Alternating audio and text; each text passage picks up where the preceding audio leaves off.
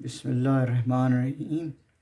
الحمد للہ رب العالمین والصلاة والسلام علی سید المرسلین خاتم النبیین محمد صلی اللہ علیہ وسلم۔ پاکستان منزل بر منزل فیاض مدثر مبین کے ساتھ کا 38واں ایپیسوڈ آپ کے سامنے پیش کیا جا رہا ہے۔ پاکستان منزل بر منزل یہ ان واقعات پر مشتمل ہوتا ہے جو کہ ایک ماہ میں پاکستان میں وقوع پذیر ہوئے ہیں۔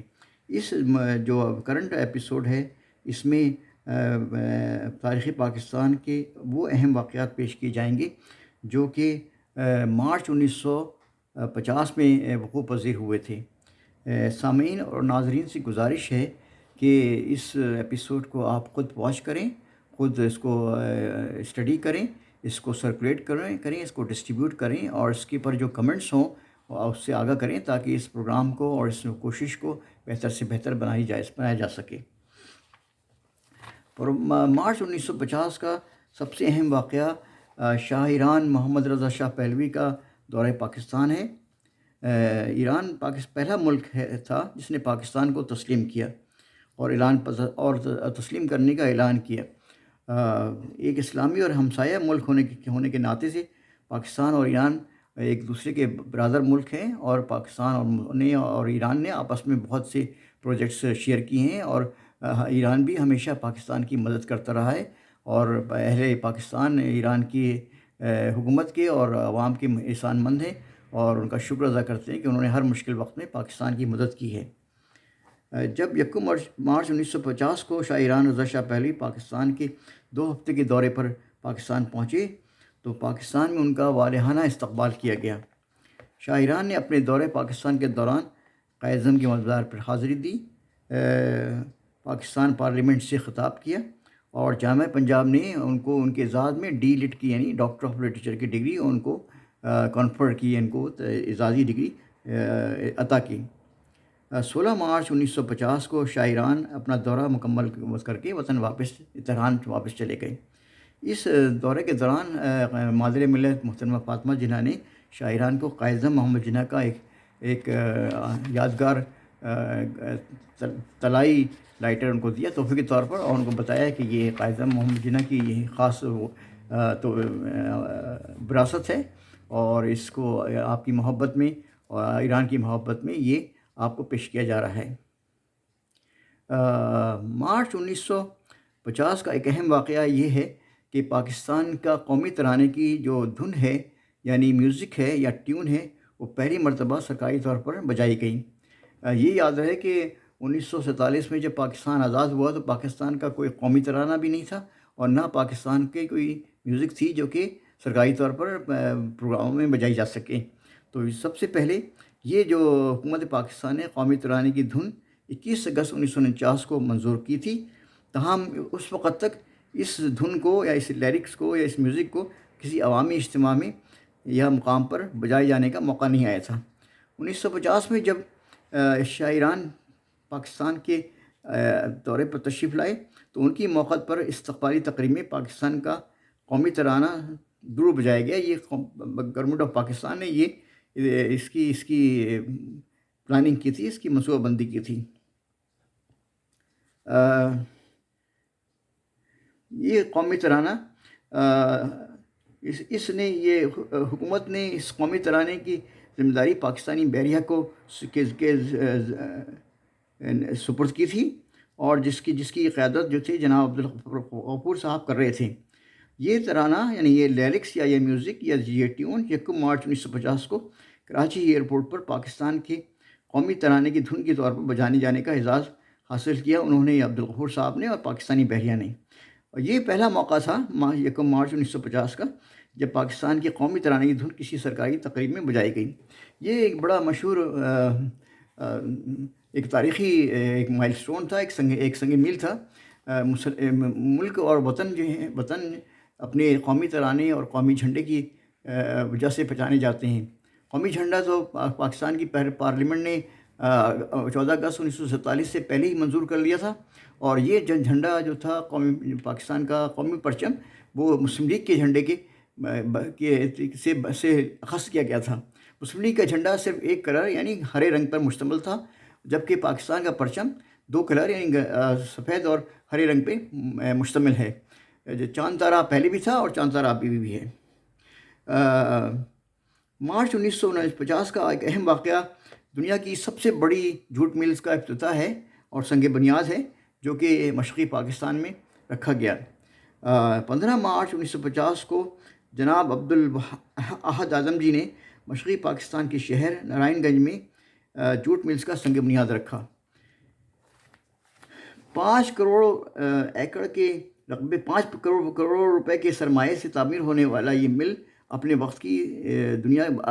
وقت کے زمانے میں اپنے وقت کی دنیا کی سب سے بڑی جوٹ مل تھی، اور یہ 400 ایکڑ پر پھیلی ہوئی تھی.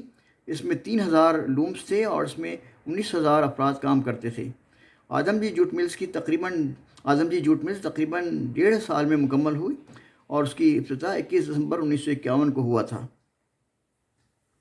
یہ پاکستان کی صنعت کا بڑا ایک اہم سنگ میل تھا، اور یہ حقیقت ہے کہ جو اس ملک کے بانی تھے یا جس ملک کے فاؤنڈرز تھے، انہوں نے صنعتی ترقی کے لیے شروع سے ہی کوشش کی تھی. یعنی اس میں آپ یہ خیال رکھیں کہ ولیکا ٹیکسٹائل مل، جو کہ بہت بڑی ٹیکسٹائل ملز کراچی میں قائم کی گئی تھی، وہ پاکستان کے قیام کے کچھ مہینے بعد ہی وہ کام کرنا شروع کر دیا. اس مل نے کام کرنا شروع کر دیا تھا. اور قائد محمد جناح اور قائد ملت لیاقت علی خان خود بہت اس میں دلچسپی رکھتے تھے کہ پاکستان ایک مضبوط صنعتی بیس ملک بن جائے اور کسی کے بھروسے میں نہ رہے، کسی کی محتاج نہ رہے.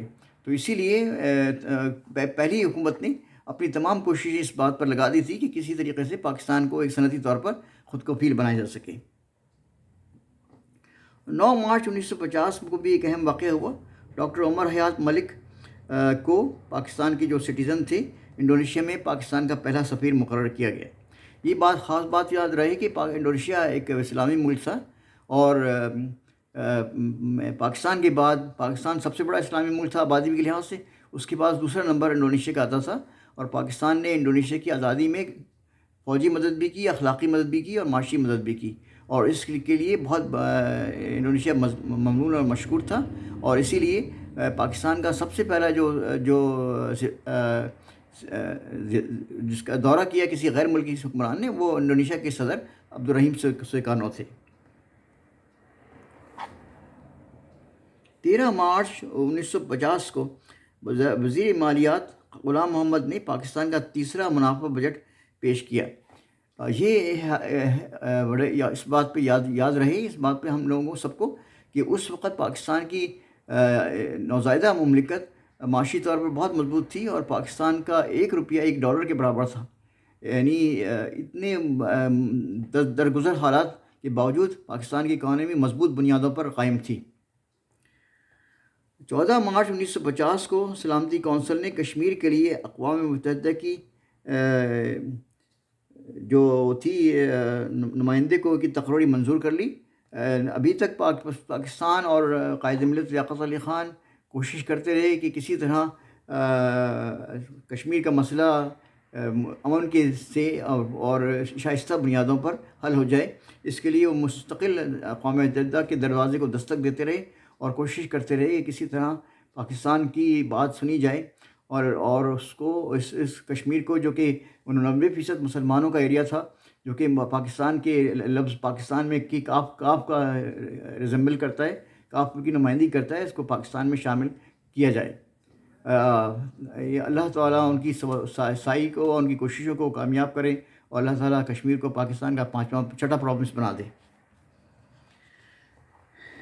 16 مارچ 1950 کو ایک مشہور واقعہ ہوا یہ کہ اس سے پہلے 12 ستمبر 1948 کو بھارت کی فوجوں نے 3 لاکھ فوجوں نے حیدرآباد دکن پر غازبانہ قبضہ کر لیا تھا، اور اس میں خصوصاً جو نواحی علاقے تھے حیدرآباد دکن کے، جس میں محبوب نگر وغیرہ شامل تھے، اس میں بڑا زبردست قتل عام کیا.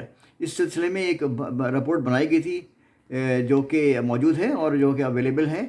اس میں بتایا گیا کہ یہ سوائے کیپٹل حیدرآباد کے علاوہ باقی تمام صوبوں میں اور تمام علاقوں میں بڑا زبردست قتل عام کیا ہے بھارتی فوج نے.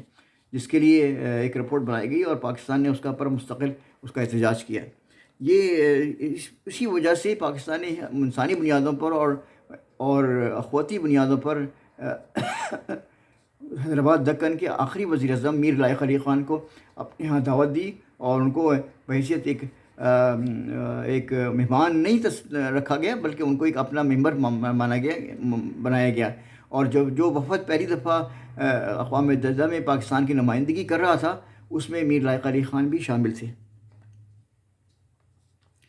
16 مارچ 1950 ہی کو ایک بہت اہم اکانومک واقعہ ہوا، وہ یہ کہ مشرقی اور مغربی پاکستان کے درمیان ڈیلی ہوائی سروس شروع ہوئی۔ یہ بڑی اہم بات تھی کیونکہ دونوں علاقے 1000 میل دور تھے، اور اس میں ایک انسانی بے انتہا دشمن اور بے انتہا غاضب اور بے انتہا ٹارچرس کنٹری شامل تھا، جس کے لیے ہوائی سروس بہت ضروری تھی۔ اس لیے پاکستانی حکومت نے اور قائد ملت لیاقت علی خان کی حکومت نے یہ پوری کوشش کی کہ ڈھاکہ اور کراچی کے درمیان اور ڈھاکہ اور لاہور کے درمیان ہوائی سروس شروع کی جائے جلد از جلد۔ اسی لیے پاکستان نے یہ قدم اٹھایا تھا۔ 18 مارچ 1950 کو اور مشہور واقعہ یہ ہوا کہ سوویت یونین یعنی جو موجودہ روس ہے، اس کے پہلے سفیر برائے پاکستان الیگزینڈر جارجووچ اسٹینلے نے پاکستان پہنچ گئے اور پاکستان کے گورنر جنرل خواجہ ناظم الدین کو اسناد سفارت پیش کیے۔ یہ ایک بڑا اہم واقعہ تھا۔ اس زمانے کی اگر تاریخ پر آپ نظر ڈالیں تو سوویت یونین ایک بہت اہم اور بہت کرٹیکل اور بہت ہی کروشل ملک تھا، اور دو بڑی سپر عالمی طاقتوں کا ممبر تھا۔ اس لیے پاکستان کے تعلقات سوویت یونین سے بہت اچھے ہونے چاہیے تھے۔ اسی لیے پاکستان نے اپنے اس ابتدائی دور میں اس کے ساتھ بہترین تعلقات قائم کرنے کی کوشش کی۔ محترمہ فاطمہ جناح پاکستان بننے کے بعد بہت سی سماجی اور تعلیمی اور فلنتھروپسٹ ایکٹیویٹیز میں انوالو رہیں۔ آپ نے بہت سارے اسکول اور کالج قائم کیے اور ان کو سنگ بنیاد رکھا، اور اپنی جیب خاص سے ان اسکولوں کی اور ان کالجوں کی مدد کی۔ ان کے میں 3 جو میں بہت مشہور ہیں، ان میں سب سے بڑا اہم جو ہے وہ وہ سب سے بڑا جو اہم میڈیکل کالج تھا وہ فاطمہ جناح میڈیکل کالج تھا، جس کی قیام کے لیے فاطمہ جناح نے اپنی جیب خاص سے اس کے لیے رقم فراہم کی تاکہ وہ قائم ہو سکے۔ اس کے علاوہ کراچی میں کالج آف ہوم اکنامکس تھا، جو انہوں نے اپنے خاص ذرائع سے اس کو قائم کرنے کی کوشش کی۔ اور اس کے بعد گجرات میں بھی آپ نے لڑکیوں کے پہلے کالج کا افتتاح کیا اور اس کے لیے مالی امداد فراہم کی۔ 21 مارچ 1950 کو ہی آزاد کشمیر کے صدر ابراہیم نے اعلان کیا کہ کشمیر کا ہر مسلمان کا صرف ایک نصب العین ہے، اور وہ ہے پاکستان میں شمولیت۔ کشمیری قیادت ہمیشہ سے یہ بالکل واضح رہی ہے کہ ان کا نقطہ نظر، ان کا منظر، ان کا کوشش، ان کی تمام مساعی صرف اس مقصد کے لیے ہے کہ کشمیر کو پاکستان میں شامل کیا جائے، کیونکہ کشمیر 90% مسلمانوں کا صوبہ تھا، اور اس کا یہ فطری بات تھی کہ وہ کشمیر پاکستان میں شامل ہونا تھا اور ہونا چاہیے اصولاً۔ اور اسی لیے پاکستان کوشش کرتا رہا۔ اللہ تعالیٰ ان تمام شہیدوں کی قربانی کو قبول فرمائے اور اس کا حق ادا کرے کہ یہ کشمیر پاکستان میں شامل ہو جائے۔ 31 مارچ 1950 کو مشہور سیاسی لیڈر، مسلم لیگی لیڈر فیروز خان نون مشرقی پاکستان کے گورنر مقرر ہوئے۔ اصل بات یہ تھی کہ جو انگریز گورنر تھے وہ انہوں نے استعفیٰ دے دیا تھا، اور اس کے بعد سب سے مناسب آدمی فیروز خان نون موجود تھے، تو ان کو مشرقی پاکستان کا گورنر بنا دیا گیا۔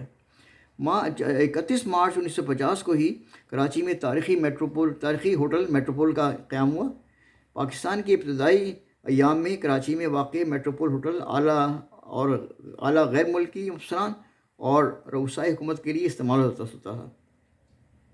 یہ بات بھی یاد رہے کہ شاہ ایران جب تشریف لائے پاکستان تو ان کا بھی قیام ہوٹل میٹروپول میں رہا۔